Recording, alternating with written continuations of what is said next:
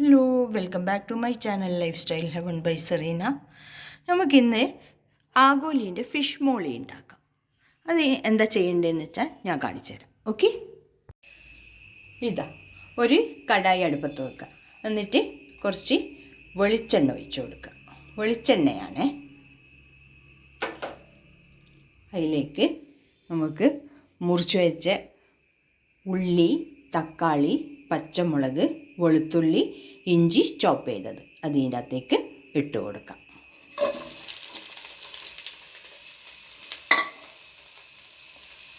നല്ലോണം സോട്ട് ചെയ്യുക. ഓക്കെ, ഉള്ളിയും തക്കാളിയെല്ലാം വഴറ്റുമ്പം തന്നെ ഇല്ലേ കുറച്ച് ഉപ്പും കൂടി ഇട്ട് കൊടുത്താൽ വേഗം അങ്ങ് വഴന്നോളും. കണ്ട, നല്ലോണം വഴന്നിട്ടുണ്ട്. ഇനി എന്ത് ചെയ്യുക, ഒരു സ്പൂണ് മല്ലിപ്പൊടി. ഓക്കെ, പിന്നെ ഒരു 1/4 ടീസ്പൂണ്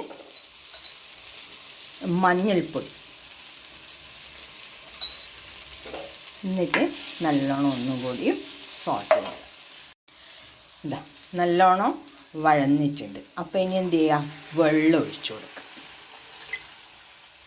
ഓക്കെ, വെള്ളം ഒഴിച്ചിട്ട് നല്ലോണം ഒന്ന് തിളപ്പിക്കുക.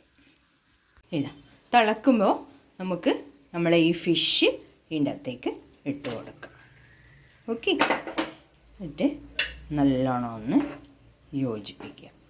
ഈ സമയത്ത് നമ്മൾ എന്ത് ചെയ്യുക, ഉപ്പ് പോരെങ്കിൽ സോട്ട് ചെയ്യുമ്പോൾ നമ്മൾ കുറച്ച് ഉപ്പിട്ടതാണല്ലോ, അപ്പോൾ ഉപ്പ് പോരെങ്കിൽ കുറച്ചും കൂടി ഉപ്പിട്ട് കൊടുക്കുക. എന്നിട്ട് ഇതിനെ കവർ ചെയ്താളെ. ഓക്കെ,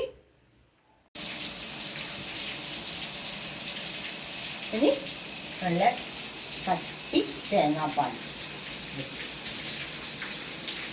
ഓക്കെ, പിന്നെ ഒരു 2 ഡ്രോപ്സ് ഇതാണെന്ന് വെച്ചാൽ ചെറിയ നാരങ്ങയില്ല, അതിൻ്റെ ഒരു നാരങ്ങ എടുത്തിട്ട് കുറച്ച് ഡ്രോപ്സ്, അത്രയേ ഉള്ളൂ. കുറച്ച് തക്കാളി ചേർത്തതല്ലേ. പിന്നെ ഇതാ കറിവേപ്പില. ഓക്കെ,